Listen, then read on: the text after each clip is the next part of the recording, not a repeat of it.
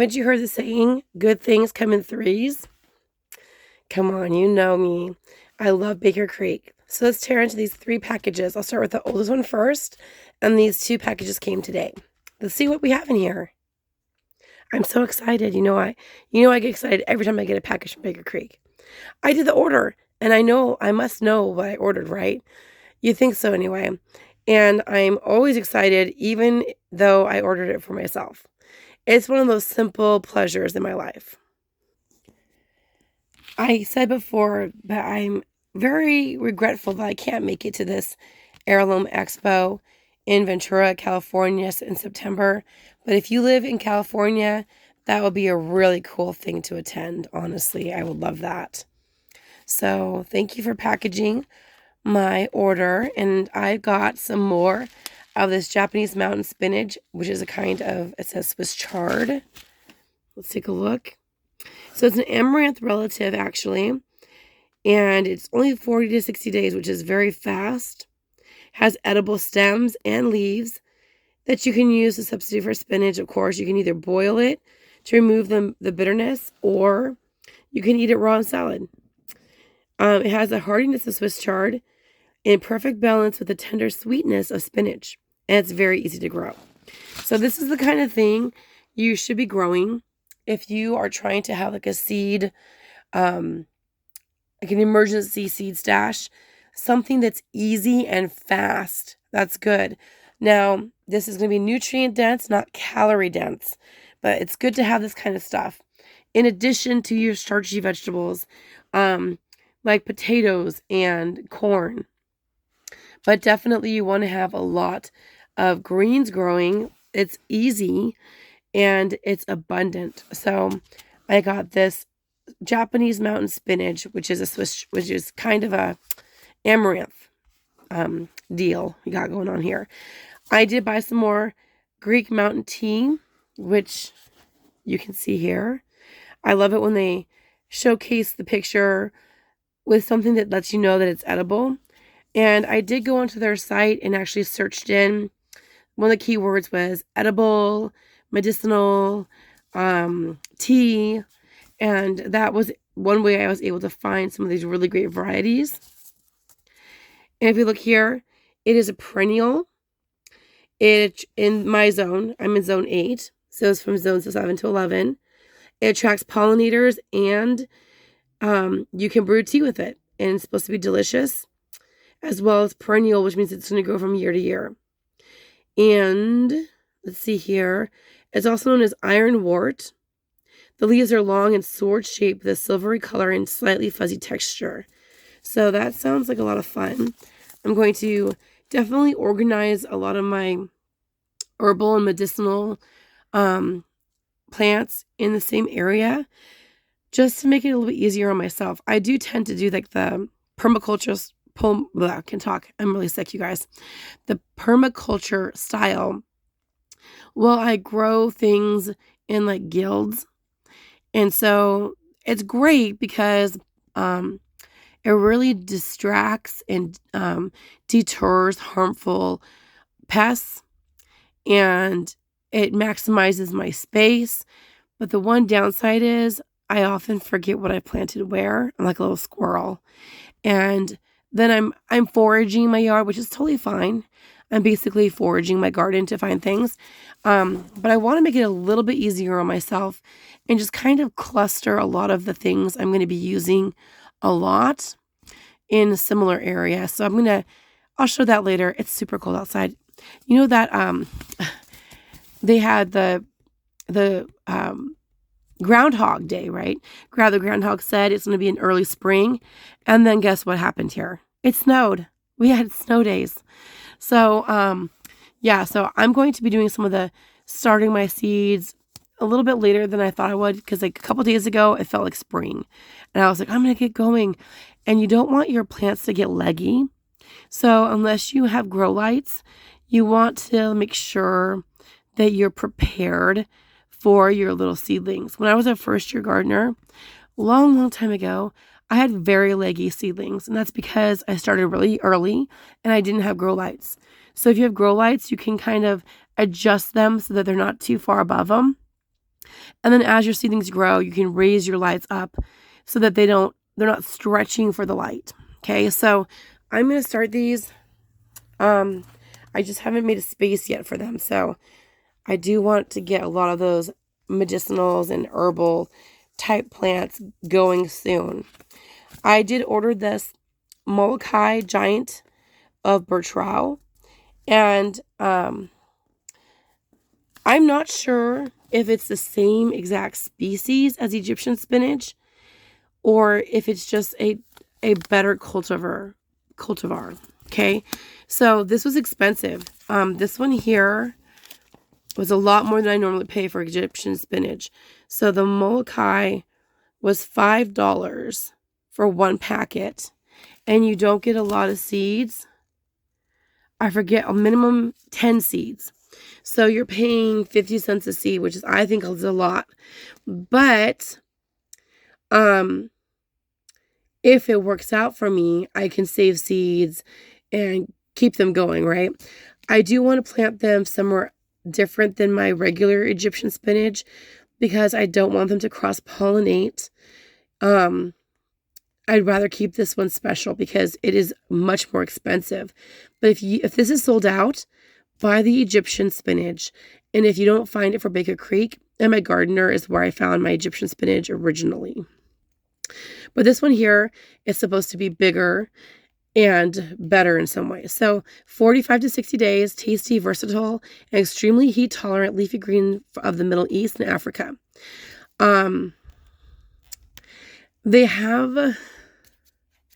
There are some other names for this. I'm not going to say them on here because they're kind of racist.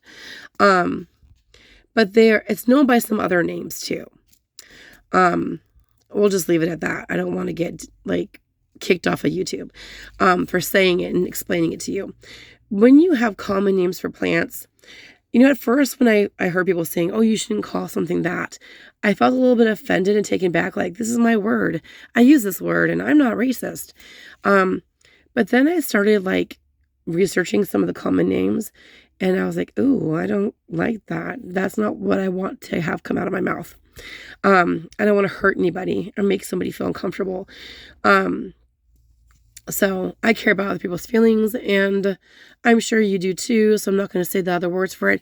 But when you're looking at different plants and you're not sure, you're like, oh, this looks like something else I'm growing. Look at the scientific name. And maybe it's in the same genus.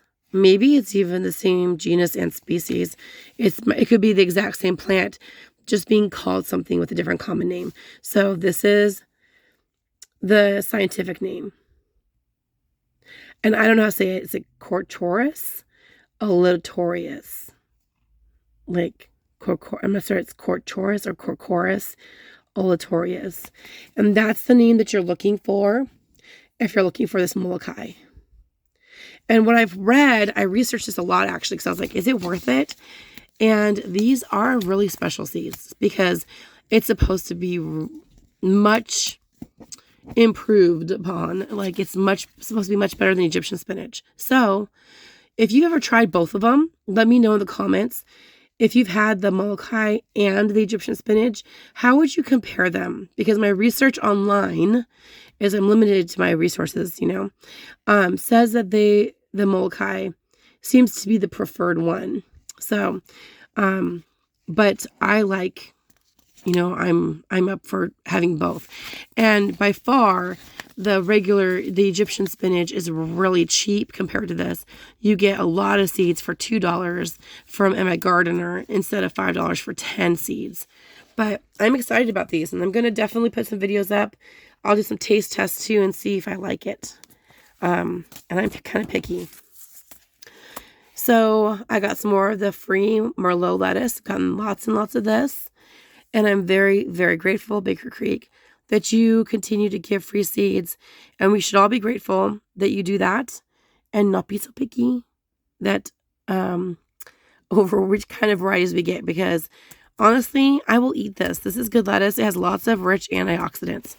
And a lot of times, I will buy a variety that ends up becoming a free seed variety. So that's always kind of funny. But these are good, really good. I've got 2 more packets here. Let's go ahead and open them up. And on that first seed order, it was a total of $13.70. I got 4 seed packets, including the free ones. I'm so jealous of these people who work for Baker Creek. Thank you for packaging my seeds and for working for a very reputable company. Here we have this red dragon arugula, which is really funny because my friend who also has a YouTube channel, she was talking about arugula, and I was like, you know what? That I just put in an order and ordered some more arugula. This is red dragon. Isn't that pretty? I think the leaf pattern is really, the margins are really interesting. And it says they're dramatically lobed in an oak leaf shape. I knew that was familiar. Crimson color along the veins. Oh, and you can eat their spicy little blossoms. So that will be fun to put in salads and stuff. And of course, you do want a succession plant with a lot of your leafy greens, so that you have like a lot of harvest. So a little bit now, a little bit later, you know what I mean? So I'm not going to plant them yet. I'm going to plant them later. Let's see. When do they recommend? Okay. Summer plantings can be located in part shade. So I think I will plant them after my first frost. And then I will succession plant them. And when I'm planting in the summertime, I'll plant them in the shade so that they're not too bitter. I got the Chinese giant leaf mustard. I was into giant this day. I was like, what's the biggest yield you can get? You know, what's the most abundant crop you can get? So I bought the Chinese giant leaf mustards. And it has monstrous sized leaves. They can be 3 feet long and 1.5 feet wide. Nice. Crunchy white midrib. Exceptionally sweet and mild for a mustard. Eat it raw in salads, pickle, stir fry, or steam it. And it's tolerant of heat and frost, but best planted in cool spring or fall conditions. Sow it in place. So I am actually going to be sowing almost all of my greens in place. It's just not worth growing them indoors. The only things I'm really going to be growing indoors, for the most part, are going to be peppers, tomatoes, and eggplants, and some tomatillos and ground cherries. Almost everything else, there's some herbs I'm going to start in trays because it keeps them moist. But almost everything else I'm going to be starting in the ground. Save a step and save the labor. I have the Japanese giant red mustard. See, I was into them. I was searching for giant when I looked for this one.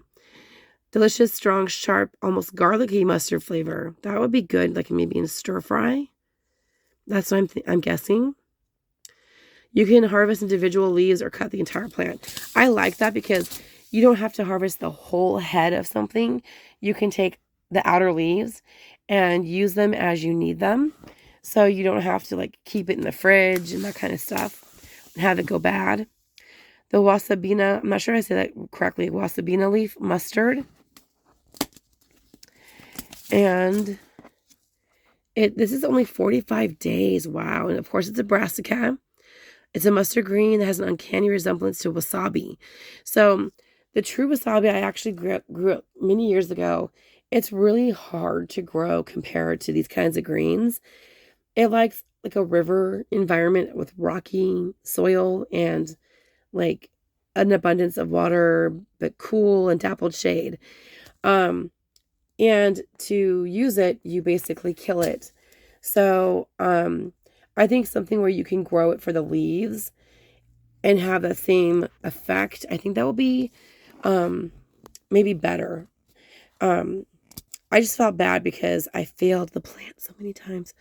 And it was really expensive. You know, most wasabi that you get at a store or a restaurant, it's not actually wasabi. It's mostly horseradish. So I'm okay with doing some substitutes. Just like I had substitute teacher this week for a few days because I lost my voice. And we got some more spoon tomatoes. I actually bought these on purpose before they started giving them out as gifts. And I'm not going to complain because it's worth it to me. I will definitely use these seeds. 65 to 70 days, micro mini fruit. So that's great because they're going to mature very fast in my climate. The larger tomatoes, you have to start so early here. and keep them alive and thriving for such a long time before you can plant them outside, or you basically don't get a harvest. So I like the spoon tomatoes. That's going to be great. 65 to 70 days, and that's after the 6 to 10 weeks. So you have the days, how many days it takes for it to sprout, which is about a week, 1 to 2 weeks. And then you add that to the 6 to 10 weeks that you're growing it inside. And then from there, so if you're planting this out, let's say the end of May, then you have to have like 2.5 months before the fruit is actually ripe. So that means I need to start these pretty soon. Let's open my last package, see what we've got here. My second order, I got 5 packets of seeds, including the free ones, and that came out to $14.26. And I have been holding on to these. I'm doing usually 1 order a week, and I just hold on to it until I have enough packages to do a video. So I'm spending about $15 a week on seeds, which is really scaling down for me because I am literally a seed hoarder. Like, I'm addicted to seeds. And most people who order from Baker Creek do become seed addicts just like me. So you are in good company, but if you're trying to wean yourself off of your seed addiction, you might have come to the wrong channel because I'm probably going to inspire you to buy more. Sorry. All right, this is my last packet for today, my last package. I did put in seed order too. I put in some seed orders the other day. A couple days ago when I was sick, homesick, I was bored. And so I put in a seed order. And then the next day, they advertised that they had a deal at the time for a couple of days for Valentine's Day. They had a deal where if you spent like $25, you would get 3 free seed packets plus the normal free seed packets. So that was crazy. I went online. Of course, I put in a seed order. And then the next day, I put in 2 more. So I really blew my whole budget on the seeds. But I didn't spend as much money those days as I normally would because I didn't leave the house. So I guess it offsets itself a little bit, and spending my money on gas those days. Didn't leave the house for any reason. So I'm going to justify it some way. Somehow I will justify myself. So here I have the Pusa Asita black carrots, which are beautiful. I've grown the black nebula, and I think my friend, the gardening artist, mentioned that she's grown those as well. And what's really fun about growing carrots is you can grow things that you would never see in the grocery store. And of course, I love a carrot. Doesn't matter what color it is. But what's fun is if you're growing it yourself, you can have some things that are really unique. Okay, so I'm definitely going to grow carrots. Carrots are a little bit more tricky if you're a first-year gardener. No harm in trying to grow them, but I wouldn't start with carrots if I were you. Parsnips are by far much more challenging than carrots. So if you're going to try between parsnips and carrots, go with carrots. And if you are graduated from carrots and you're like, amazing, I can do everything, go on to salsify. Try some salsify, see if you like it. So this is bred in India. And actually carrots were originally from like Afghanistan. So that's pretty cool. And perfect for hot summers. My nails are really dirty because I was out at the Mima mounds digging in their sacrificial, they have like not for sacrificing people. It's like a sacrificial mound that they have for geologists. So I was out there testing it out and seeing how we're going to bring our kids out there some other day. So my nails are dirty, even though I washed my hands because we were digging in the Mima mounds. Super cool. Really cool geology phenomena over there. If you're interested in Washington State, they are not open again until May at least. So make sure you don't go out there thinking you're going to get to do anything. I had special permission and an escort. So let's look here. So this is bred in India. Performs better than other carrots in extreme heat.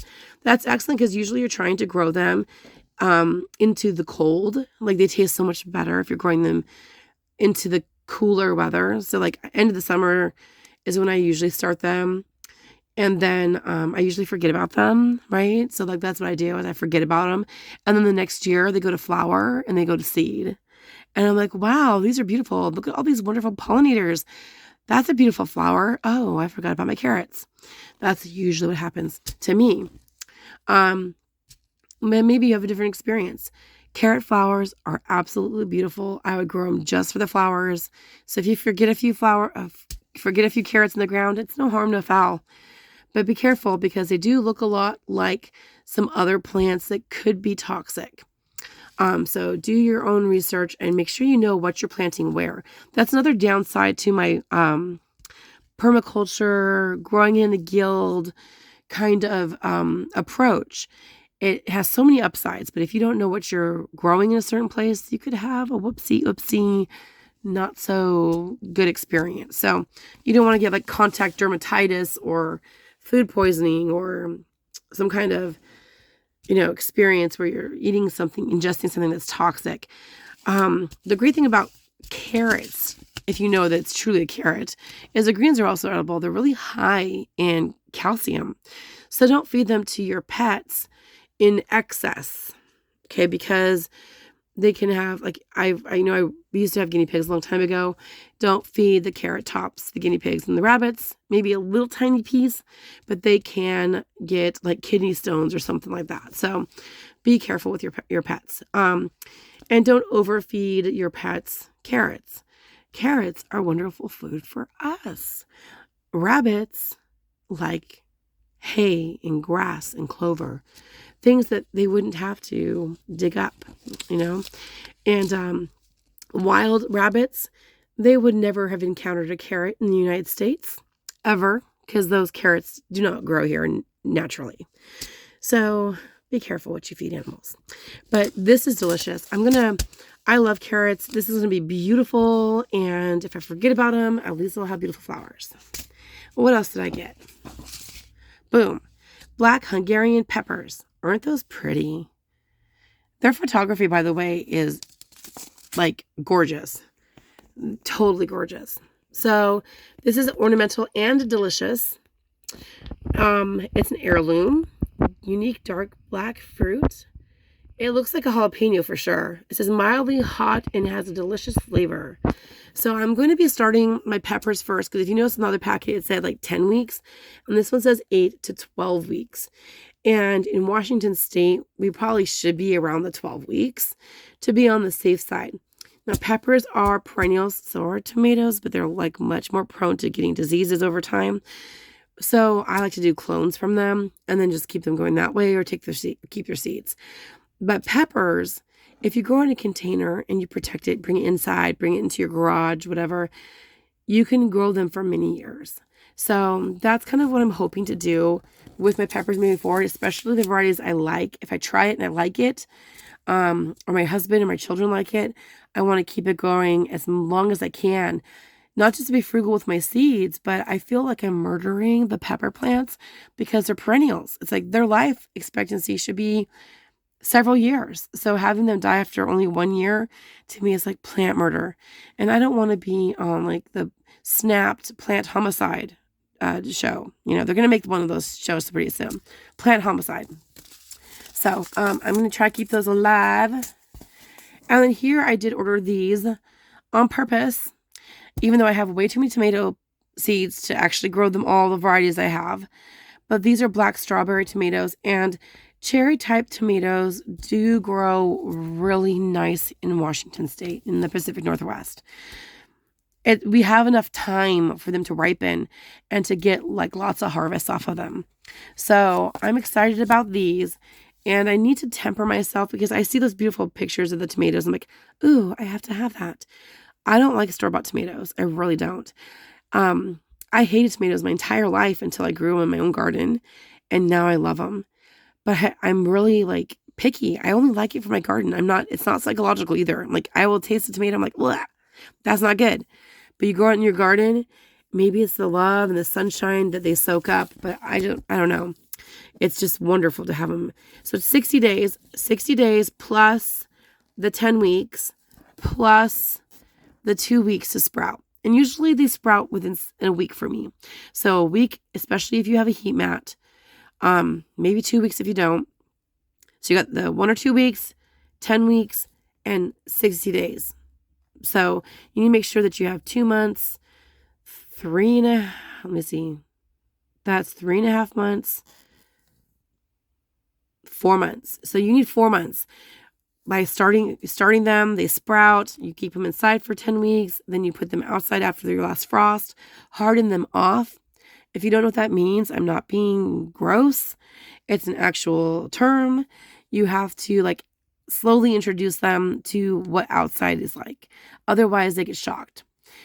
The biggest shock to them, yes, cold nights are a shock. The biggest shock to young seedlings is sunshine. So that's the biggest mistake people make, is to like put them outside in the heat of the day and everything gets burnt up. And you just did this whole, like, you had 2 weeks, you had 3 months. This little guy's your best friend now. It's like we bonded and you just took Larry and put him out in the sunshine and burned him. So you got to take care of your little tomato friend.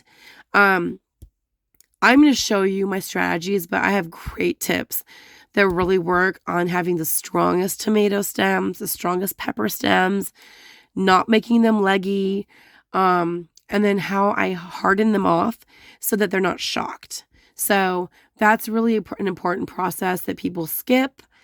And your plants that you grew from seed are going to do so much better for you if you start them early than the ones you get at the box store. Because the ones at the box store have been pampered in a way that you're not going to be able to replicate. And so it's best that you do it yourself and then you know what step to do next, right? And also whenever I buy tomato plants, I always come home with diseases and then they spread to all of my other plants. So I am not buying tomato plants anymore. I am going to be growing them all from seed. Unless my husband comes home with plants and then I don't know what to do. But yeah, so I'm excited about these. Those are going to be beautiful. And I'm not sure how to say it, but caprese salads are my favorite. You got some balsamic syrup. You got your basil. You got your tomatoes. And I made up a poor man's recipe for caprese salad several years ago. When you don't have basil, you can use mint. Yes, it works. It's the first time you try it, it is a little bit weird because the texture is the weirdest part of it. But after you have it once or twice, you're like, "Ooh, I actually like this." So you can make caprese salad with mint instead of basil if your basil plants are struggling. Okay. And my last free seed packet is this Yeticule lettuce, which I already have, but I am super grateful, Baker Creek. So grateful. My next 3 seed orders are going to have lots of free seeds in them because they had that promo and the promo's over. Sorry guys. But I am going to show off the seeds that I got there, and it was a good variety. It was like staff best picks or something like that. So I'm excited about it.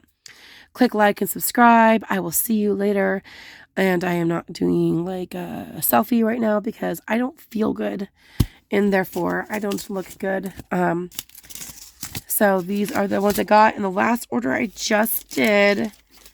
Cost me, try to cover up my address because I do put your address on your receipts, which is difficult for a video. $12.60. So I got 4 seed packets, 3 that I chose, 1 free seed packet, and I got them for less than $13. So that week I was doing pretty good. So I mean, this is almost a month's worth of seed shopping where I did actually do it within my budget. So if you are already becoming a seed addict, you're not alone. I'm here to support you. I'm also here to tempt you with new seed varieties. All right, everybody. God bless you. Be good, be sweet, and grow a garden if you want to eat. Bye.